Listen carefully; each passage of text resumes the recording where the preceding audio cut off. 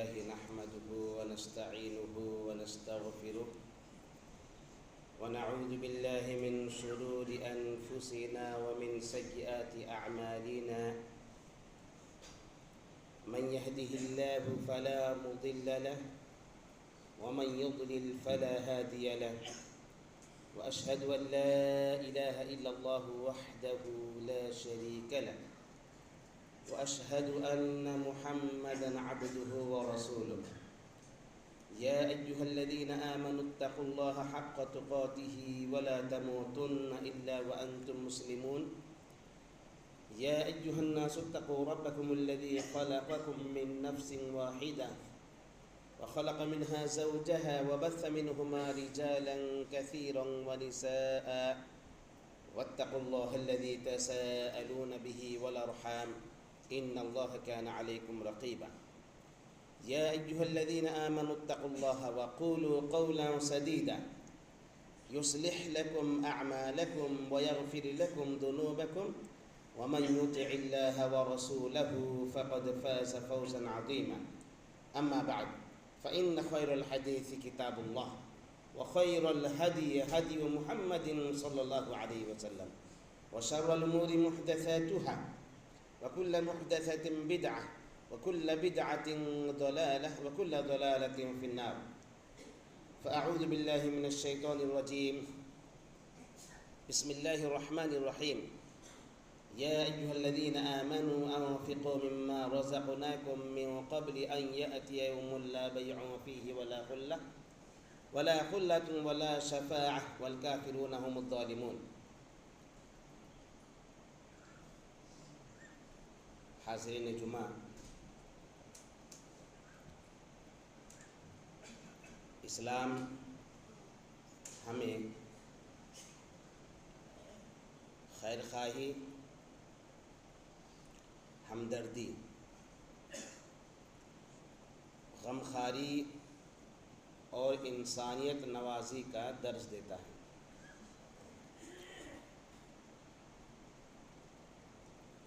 یہی جذبہ آپ غور کریں گے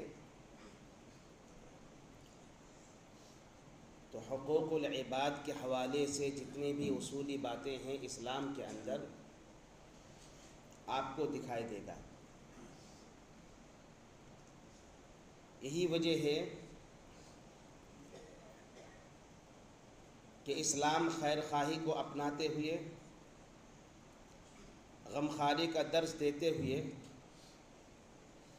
لوگوں کی مدد کرنے کی طرف ترغیب دیتا ہے، غریبوں، محتاجوں، بیواؤں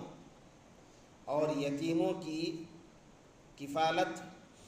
پر ابھارتا ہے، اور اسی مقصد کے لیے اسلام کا ایک عام حکم ہے، وہ ہے انفاق فی سبیل اللہ، اللہ کے راستے میں خرچ کرنا۔ آپ قرآن پڑھیں تو قرآن میں جہاں ایک طرف زکوٰۃ کے حوالے سے بے شمار آیتیں ہیں، وہیں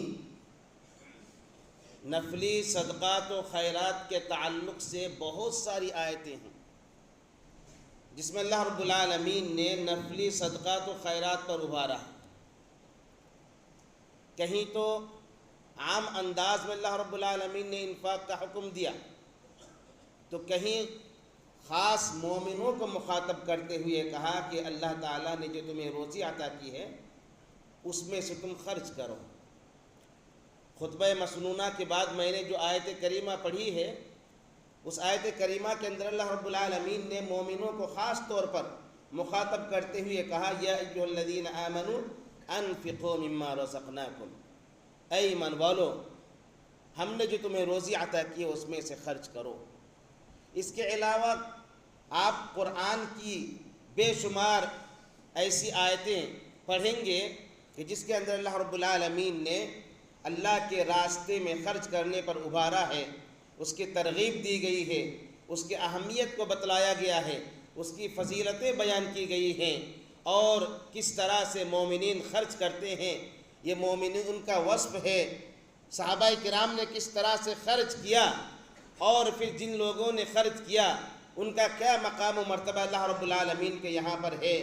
اس کا بھی قرآن کے اندر جا بجا اللہ تعالیٰ نے بیان فرمایا ہے۔ اللہ کے نبی صلی اللہ علیہ وسلم نے اپنے حدیث مبارکہ کے اندر بے شمار ایسے مقامات ہیں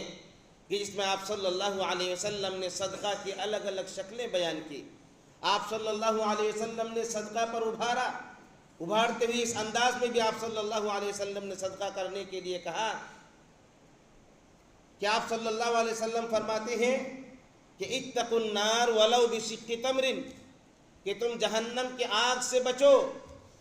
جہنم کی آگ سے بچنے کے لیے کہا گیا ہے، کہا اگرچہ کہ کھجور کا ایک ٹکڑا صدقہ کر کے ہی کیوں نہ ہو۔ یہاں اللہ کے نبی صلی اللہ علیہ وسلم نے دیگر اور بہت سارے اعمال ہیں، ان اعمال کے بارے میں ذکر نہیں کیا،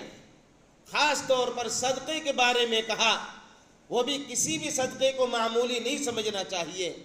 اگر کوئی کسی کے پاس 1 روپیہ بھی ہے، اگر وہ صدق دلی کے ساتھ اللہ کو راضی کرنے کے لیے انفاق فی سبیل اللہ کرتا ہے، اللہ کے راستے میں خرچ کرتا ہے، تو وہ 1 روپیہ بھی اللہ رب العالمین کے یہاں پر 10 گنا سے لے کر کے 70 گنا اور اس سے بھی زیادہ اللہ رب العالمین نیتوں کے اعتبار سے عطا کرتا ہے۔ تو صدقہ کو معمولی بھی نہیں سمجھنا چاہیے۔ اللہ کے نبی صلی اللہ علیہ وسلم کی اس کے علاوہ بے شمار احادیث ہے جس سے اللہ کے راستے میں خرچ کرنے کی ترغیب ملتی ہے۔ یہی وجہ ہے کہ مسلمانوں کے یہاں پر بہت سارے بگاڑ آئے، بہت ساری خرابیاں آئیں، لیکن بعض چیزیں مسلمانوں کے یہاں پر ہمیشہ سے نمایاں رہی ہے، اور آج بھی اگرچہ کہ اس کے اندر بڑی کمی واقع ہوئی ہے، لیکن پھر بھی مسلمانوں کے یہاں پر نمایاں نظر آتی ہے۔ وہ یہ کہ اللہ کے راستے میں خرچ کرنے والی بات، کہ مسلمانوں سے جب کہا جاتا ہے تو ٹھیک ہے بہت زیادہ جس طرح سے صحابہ کرام کے یہاں پر جذبہ تھا وہ جذبہ نہیں ہے، لیکن پھر بھی مسلمان اس معاملے میں پیچھے نہیں ہیں، بلکہ مسلمان اپنے حسب ضرورت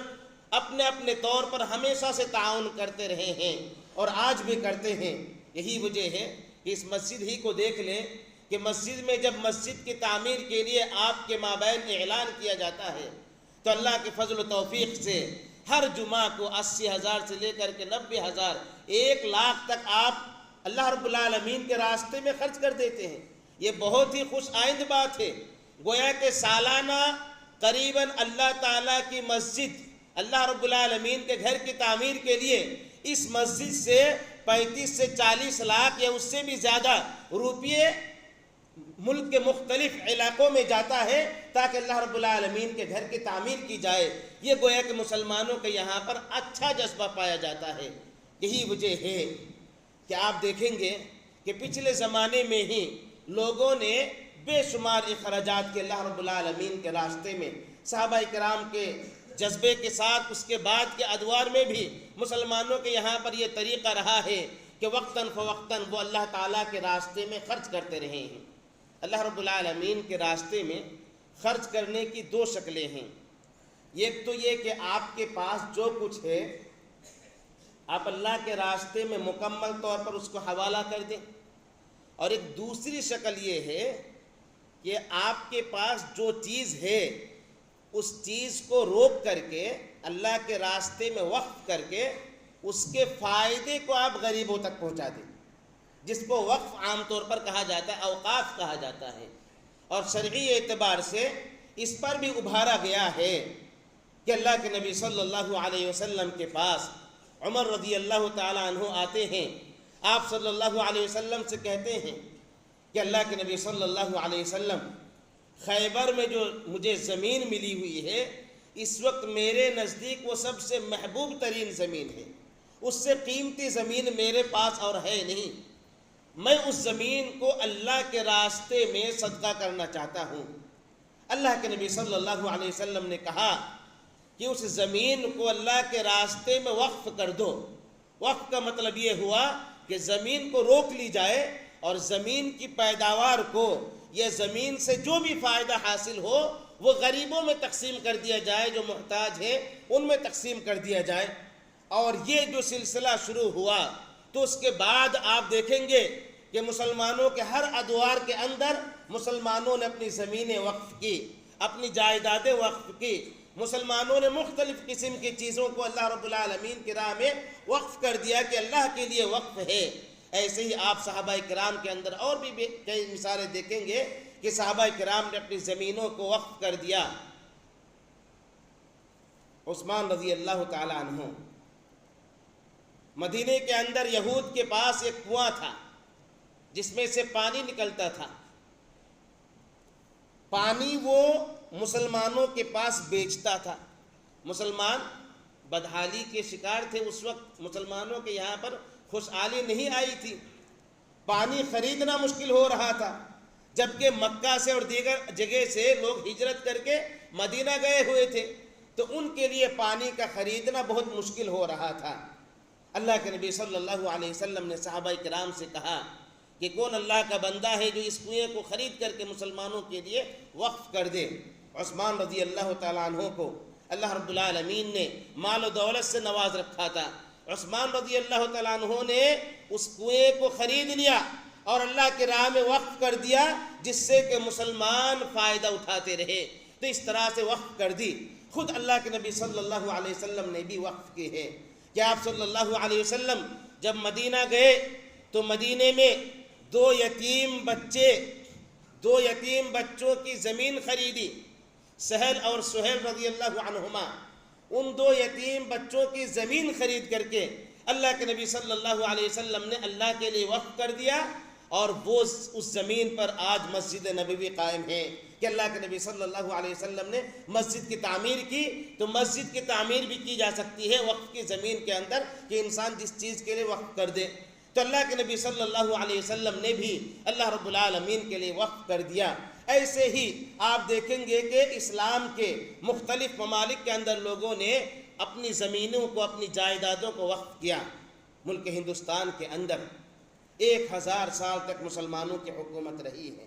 یہاں پر مسلمان خوشحال تھے، مسلمانوں کے یہاں پر کافی جائیدادیں تھیں، مسلمانوں کے یہاں پر مال و دولت کی ریل پیل تھی۔ مسلمانوں نے اللہ رب العالمین کے انفاق فی سبیل اللہ کے حکم کی تعمیل کرتے ہوئے انہوں نے اپنی زمینیں وقف کی، اپنی جائیدادیں وقف کی، بہت ساری چیزیں اس ملک ہندوستان کے اندر مسلمانوں نے وقف کر دیا۔ جو وقف کی ہوئی چیز ہوتی ہے وہ در حقیقت اللہ رب العالمین کی چیز ہوتی ہے، اس میں انسان کا تصرف جائز نہیں ہوتا ہے۔ جس چیز کے لیے وقف کیا گیا ہے کہ وہ غریبوں کے لیے وقف کیا گیا ہے، تو اصل اللہ تعالیٰ کی وہ ملکیت ہوتی ہے، کسی انسان کی ملکیت نہیں ہوتی ہے۔ تو پھر مسلمانوں نے بے شمار ایسے اوقاف کی زمینیں انہوں نے اللہ کے راستے میں خرچ کر دیا، اور آج کی تاریخ میں مسلمانوں کے پاس 8,75,000 ایکڑ زمینیں وقف کی ہیں، جو اللہ رب العالمین کے لیے ہمارے بزرگوں نے وقف کیا ہے کہ اللہ تعالیٰ کے ایک نیک جذبے کے ساتھ کہ غریبوں کی بھلا ہو، محتاجوں کی بھلا ہو، بیواؤں کی بھلا ہو، جو نادار ہے، جو محتاج ہیں، جو کلاش ہے، ان کی خیر خواہی کے لیے، ان کی بھلائی کے لیے ہمارے پرکھوں نے، ہمارے بزرگوں نے زمینوں کو وقف کر دیا۔ زمین کے جو وقف زمینیں تھیں یہ کسی قانون کے دائرے میں نہیں تھی، یہ زمینیں کسی ایک وقف بورڈ کے انڈر میں نہیں تھی، بلکہ الگ الگ شکلوں میں تھی۔ سب سے پہلے 1954 کے اندر قانون بنایا گیا وقف کی، اور اس قانون کے تحت وقف کی زمینیں کہاں کہاں پر ہے یہ مکمل طور پر اس کا احصاء کر کے پھر وقف کی زمینوں کی حفاظت کی گئی۔ پھر اس کے بعد قانون کے اندر ایسا لگا کہ آگے چل کر کے مسلمانوں سے یہ زمینیں ختم ہو سکتی ہے، تو پھر 1984 کے اندر وقف کے قانون میں ترمیم کی گئی اور مزید اس کے اندر مضبوطی لائی گئی تاکہ وقف کی زمینوں کی حفاظت کی جا سکے۔ پھر 1995 کے اندر بھی ترمیم کی گئی، 2013 کے اندر بھی لاسٹ ترمیم کی گئی تھی، جس سے مسلمانوں کی زمینیں وقف کی ہوئی یہ مسلمانوں کے پاس تھے اور مسلمانوں کے لیے ہی خرچ کرنے کی بات کہی گئی تھی۔ لیکن اس وقت حکومت ہند نے اس 2013 کے قانون میں 40 ترمیمی ایسے اصول لائے کہ جس کے اندر ترمیم کر کے عام طور پر اس معاملے کو مسلمانوں سے یکسر ختم کرنا چاہتی ہے۔ حکومت یہ چاہتی ہے کہ کسی طرح سے وقف کی یہ زمینیں مسلمانوں کے پاس نہ رہیں۔ یہی وجہ ہے کہ آپ دیکھیں گے کہ جس طرح سے مسلمانوں کو اور بہت سارے مسائل کے اندر الجھایا جا رہا ہے، مسلمانوں کو پھنسایا جا رہا ہے، مسلمانوں پر مظالم ڈھائے جا رہے ہیں، مسلمانوں کے حوالے سے حکومت کی نیت صاف نہیں ہے، یہ بات صاف نظر آ رہی ہے۔ اس معاملے میں بھی حکومت یہ چاہتی ہے کہ مسلمانوں کے پاس جو اتنی ساری زمینیں ہیں کہ مسلمانوں کی ان زمینوں کو دیکھ کر کے حکومت کی نیت خراب ہو رہی ہے، تو انہوں نے یہ ترمیم کرنے کی کوشش کی، بل بھیج دیا گیا، اور اسی طرح سے بہت جلد ممکن ہے کہ یہ قانون بنا لیا جائے کہ یہ وقف کی مسلمانوں کی زمینیں مسلمانوں کی نہیں ہیں، حکومت اپنے اندر میں لے لے۔ اب ایسی صورت میں ہماری ذمہ داری کیا بنتی ہے؟ دیکھیں، جو کچھ زمینیں وقف کی گئی ہے ہمارے بزرگوں نے کی ہے۔ میں نے ذکر کیا کہ وقف کی ہوئی زمین انسان کی ملکیت نہیں ہوتی ہے، یہ اللہ رب العالمین کی ملکیت ہوتی ہے، لہٰذا اللہ کی ملکیت کی حفاظت کرنا ہر مسلمان کی یہ ذمہ داری ہوتی ہے۔ یہ کوئی ہمارا مسئلہ نہیں ہے، یہ عام مسئلہ نہیں ہے، یہ بہت ہی خاص مسئلہ ہے، شریعت کے تحت مسئلہ ہے کہ مسلمانوں نے اپنے خیر خواہی کے جذبے کے ساتھ، مسلمانوں نے ہمدردی کے جذبے کے ساتھ اپنی زمینوں کو اللہ کے راستے میں خرچ کر دیا۔ انہوں نے خود فائدہ نہیں اٹھایا تاکہ غریبوں کو فائدہ پہنچایا جا سکے، لیکن اب معاملہ یہ ہو رہا ہے کہ حکومت اپنے اندر میں لینا چاہتی ہے۔ ایسی صورت میں ہمیں کیا کرنا چاہیے؟ سب سے پہلی بات یہ کہ چونکہ ہم جانتے ہیں کہ ہر معاملے میں ہمیں فتنوں کا شکار بنایا جا رہا ہے، اور اس کی بنیادی وجہ بار بار ذکر کیا جاتا ہے کہ مسلمانوں کی غفلت، مسلمانوں کی جہالت، دین کے تئیں مسلمانوں کی کمزور ایمانی، مسلمانوں کے اعمال کمزور، مسلمانوں کے ایمان کمزور، مسلمان خود اپنی حفاظت نہیں کرنا جانتے، مسلمان خود اپنے مال کی اور مسلمان اجتماعیت کے ساتھ اپنے آپ کی حفاظت کرنا نہیں جانتے۔ مسلمانوں کے پاس ابھی کوئی ایسا لائحہ عمل ہے ہی نہیں، کوئی یکجٹ ہو کر کے اس کے خلاف آواز اٹھائے۔ مسلمان اس پوزیشن میں نہیں ہے کہ مسلمان جو بھی مسلمانوں کے تعلق سے مظالم ڈھائے جا رہے ہیں اس کے خلاف آواز اٹھائیں۔ اس لیے سب سے پہلے ضروری ہے کہ یہ جو ہمارے اندر غفلت پائی جاتی ہے، ہم غفلت کی چادر سے باہر نکلیں، ہم اپنے آپ کو بیدار کریں۔ اس پوزیشن میں ہم نہیں ہیں کہ ہم سوئے رہیں، اس پوزیشن میں ہم نہیں ہیں کہ غفلت کے چادر اوڑے رہیں۔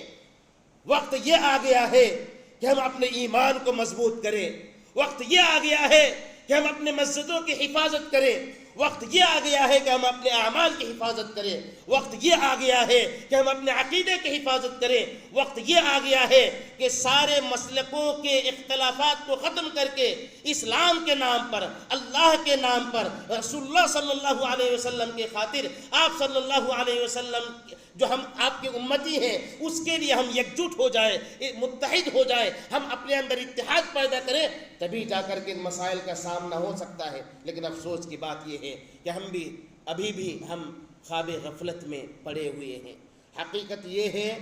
کہ ہم میں سے بیشتر لوگوں کو اس کے بارے میں پتہ ہی نہیں ہے۔ بیشتر لوگ اگر معلوم بھی ہے تو کسی سے ڈسکس کرنے کا کوئی وقت نہیں، کیونکہ اپنے میں مگن ہے، سب دنیا میں مست ہے، اپنا کما رہے، اپنا جی رہے۔ جب مصیبت آتی ہے تب پھر وہ آویلا مچتا ہے، جب مصیبت آتی ہے وہ آویلا مچتا ہے، اس سے پہلے مصیبت سے نمٹنے کا کوئی بندوبست نہیں ہمارے پاس۔ تو ایسے ہی سب اپنے میں مست ہے، کسی کے پاس اجتماعی مسائل کو لے کر کے بات کرنے کا کوئی وقت ہی نہیں ہے۔ یہی وجہ ہے کہ اجتماعی اعتبار سے ہم بالکل کمزور ہیں، ہماری معیشت کمزور، ہماری سیاست کمزور، ہماری تعلیم کمزور، ہر معاملے میں ہم کمزور ہیں۔ وجہ یہی ہے کہ ہم اپنے میں مست ہیں، اجتماعی مسائل کو لے کر کے ہمیں کوئی فکر نہیں ہے۔ اس لیے سب سے پہلے ہم اپنے آپ کو بیدار کریں، سب سے پہلے ہمیں چاہیے کہ اللہ رب العالمین کی طرف رجوع کریں، اللہ کے دین کی طرف رجوع کریں، علماء کی رہنمائی میں ہم زندگی کے اندر جو اصول اور ضابطے ہیں ان کو نافذ کرنے کی کوشش کریں، اللہ اور اس کے رسول کے احکام کو اپنی زندگی کے اندر نافذ کرنے کی کوشش کریں، اور موجودہ دور کے اعتبار سے جو موجودہ ملک کے مسائل ہیں ان مسائل کو ہم سمجھنے کی کوشش کریں۔ بہت سارے ایسے مسائل ہیں جن سے ہمارا سامنا ہوا ہے۔ کچھ خوش آئند بات یہ ہے کہ جب ہمارے وجود پر بات بن آتی ہے تو اس وقت پھر تھوڑا سا احساس ہوتا ہے، پھر ختم ہو جاتا ہے۔ CAA کے موقع پر تھوڑا سا احساس ہوا، پھر ختم ہو گیا، اس کے بعد کیا ہوا نہیں ہوا، اندر کیا ہو رہا ہے ہمیں کچھ پتہ ہی نہیں ہے۔ جبکہ ہم خبروں میں پڑھتے بھی ہیں، ہم دیکھتے بھی ہیں، ہم جانتے بھی ہیں، لیکن کوئی احساس نہیں ہے۔ تو احساس کمتری کے شکار ہیں، ہم غفلت کے شکار ہیں۔ تو سب سے پہلے ہمیں چاہیے کہ ہم اپنی غفلت سے نکلیں، اپنے آپ کو بیدار کرنے کی کوشش کریں، ہر معاملے میں، ہر سطح پر، تعلیمی اعتبار سے بھی، سیاسی اعتبار سے بھی، معیشت کے اعتبار سے بھی، ہر معاملے میں ہم اپنے آپ کو بیدار کرنے کی کوشش کریں۔ اور اس سے پہلے ہمیں دینی اعتبار سے اپنے آپ کو بیدار کرنے کی ضرورت ہے، کیونکہ یہی اصل ہماری ہے، یہی اصل ہے، یہی ہماری بنیاد ہے۔ اگر ہم نے دین کو چھوڑ دیا تو پھر دنیا ہم بچانا چاہیں تو پتہ نہیں دنیا بچے گی کہ نہیں بچے گی، ہم شاید ختم بھی ہو جائے اس کے پیچھے، لیکن ہمارا ایمان بھی ختم ہو جائے گا۔ اگر ہم نے ایمان کو بچانے کی تہیہ کر لی، ہم نے اپنے ایمان کو محفوظ کرنے، ایمان کی حفاظت کرنے کی کوشش کی، تو ایمان بھی بچے گا اور ہماری عزت اور ہماری زندگی بھی بچے گی۔ لیکن اگر صرف ہم نے اپنی زندگی بچانے کی کوشش کی، ایمان تو نہیں بچے گا، پتہ نہیں زندگی بھی نہیں بچے گی اللہ رب العالمین کی نافرمانی کرنے کی وجہ سے۔ اس لیے میرے بھائیوں، دوستو، وقت ہے سوچنے کا، وقت ہے غور و فکر کرنے کا، وقت ہے مل بیٹھ کر آپس میں لائحہ عمل بنانے کا، وقت ہے ایک پلیٹ فارم پر آنے کا، وقت ہے دین کی طرف رجوع ہونے کا، وقت ہے قرآن کی طرف رجوع ہونے کا۔ لہٰذا آپ تمام لوگوں سے مؤدبانہ گزارش کی جاتی ہے کہ اس معاملے میں آپ آگے آئیں، آپ سمجھنے کی کوشش کریں، مختلف پلیٹ فارم کے ذریعے سے اس معاملے کو، خاص کر کے یہ جو مسلم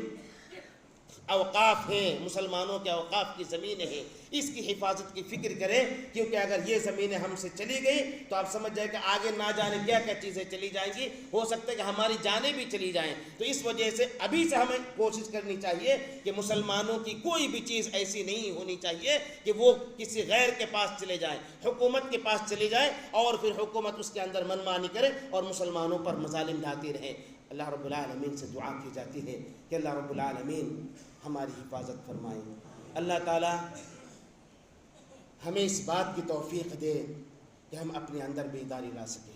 اللہ رب العالمین ہمیں دین کی طرف رجوع ہونے کی توفیق عطا فرمائے۔ اللہ تعالی ہمیں نبی صلی اللہ علیہ وسلم، صحابہ کرام کا جو جذبہ تھا، اس جذبے کے ساتھ زندگی گزارنے کی توفیق عطا فرمائے۔ اللہ رب العالمین ہمیں اس کے احکام کی پابندی کرنے کی توفیق عطا فرمائے۔ اللہ تعالی ہمیں مسجد سے جڑنے کی توفیق عطا فرمائے، پنج وقتہ صلوات کی پابندی کرنے کی توفیق عطا فرمائے۔ اللہ رب العالمین ہمیں اللہ کے راستے میں خرچ کرنے کی توفیق عطا فرمائے۔ جو اسلام کے اندر لوگوں کے لیے خیر خواہی کا درس دیا گیا ہے، جو اسلام کے اندر لوگوں کے لیے بھلائی کا درس دیا گیا ہے، وہ درس ہم اپنی زندگی کے اندر باقی رکھ سکیں، اس بات کی توفیق عطا فرمائے۔ اللہ رب العالمین ہمیں کہنے سننے سے زیادہ عمل کرنے کی توفیق عطا فرمائے۔ مسلمانوں پر کہیں پر بھی ظلم ہو رہا ہے، جیسا کہ آج ہم دیکھ سکتے ہیں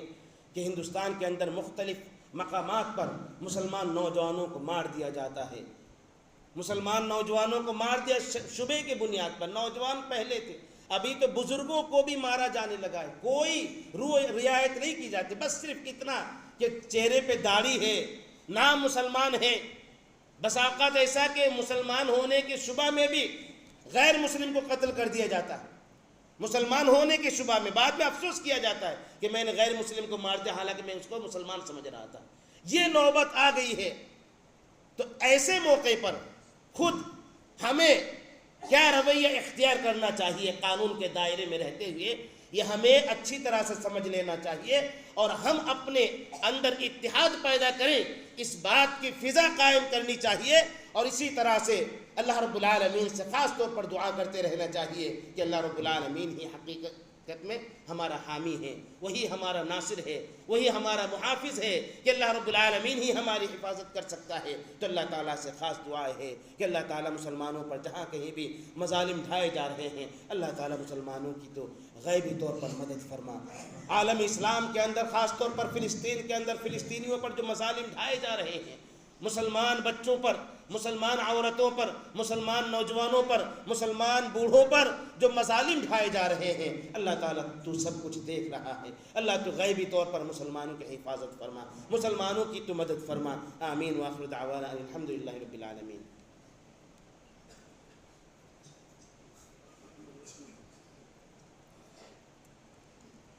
إن الحمد لله نحمده ونستعينه ونستغفره ونعوذ بالله من شرور أنفسنا ومن سيئات أعمالنا، من يهده الله فلا مضل له ومن يضلل فلا هادي له، وأشهد أن لا إله إلا الله وحده لا شريك له، وأشهد أن محمدا عبده ورسوله. أما بعد، فإن خير الحديث كتاب الله، وخير الهدي هدي محمد صلى الله عليه وسلم، وشر الأمور محدثاتها، وكل محدثة بدعة، وكل بدعة ضلالة، وكل ضلالة في النار. أعوذ بالله من الشيطان الرجيم. إن الله يأمر بالعدل والإحسان وإيتاء ذي القربى وينهى عن الفحشاء والمنكر والبغي يعظكم لعلكم تذكرون. واذكروا الله يذكركم وادعوه يستجب لكم ولذكر الله أكبر والله يعلم ما تصنعون.